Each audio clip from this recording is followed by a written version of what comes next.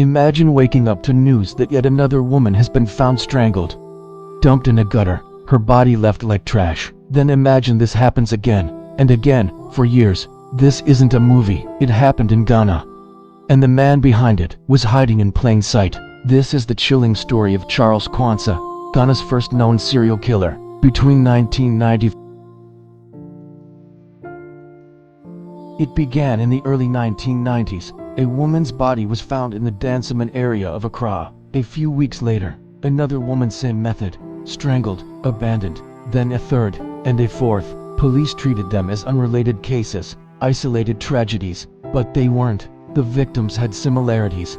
Most were young. Many lived alone. The bodies were dumped in alleys, drains, and abandoned lots. The pattern was clear, but the authorities refused to acknowledge it. As fear spread, so did the death toll. By 1998, Accra was living in quiet panic. Women changed their routines. Parents urged their daughters to stay indoors, but the killer kept stalking the city, undetected. Charles Quansah wasn't a monster in appearance. He was a mechanic, quiet, polite to his neighbors, but he had a dark past. In 1986, he was convicted of rape. He served time in prison and was released in 1996. Shortly after that, the murders escalated. He later told police, "I couldn't stop." He knew how to move unseen. He stalked his victims in familiar neighborhoods: Dansoman, Adenta, Kumasi. Sometimes he followed them home. Other times, he offered them help.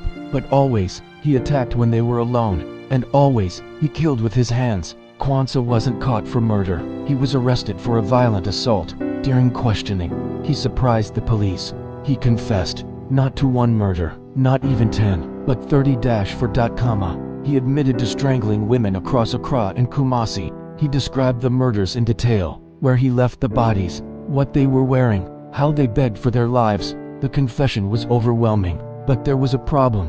Much of the evidence was gone. Many of the cases had gone cold, and the public wanted justice. The public was horrified.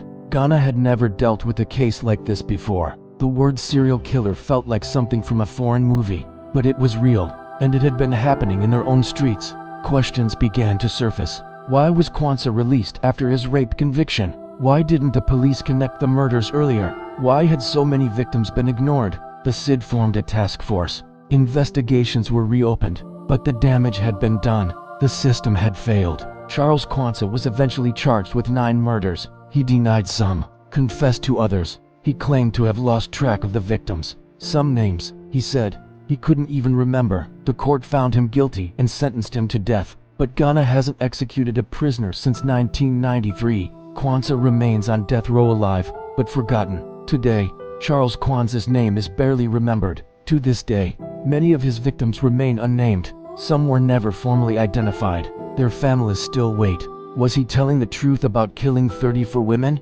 Charles Quansah is Ghana's first recorded serial killer, but maybe not the last. And while he waits in his cell, the city outside moves on, but the scars of his crimes will never fully fade.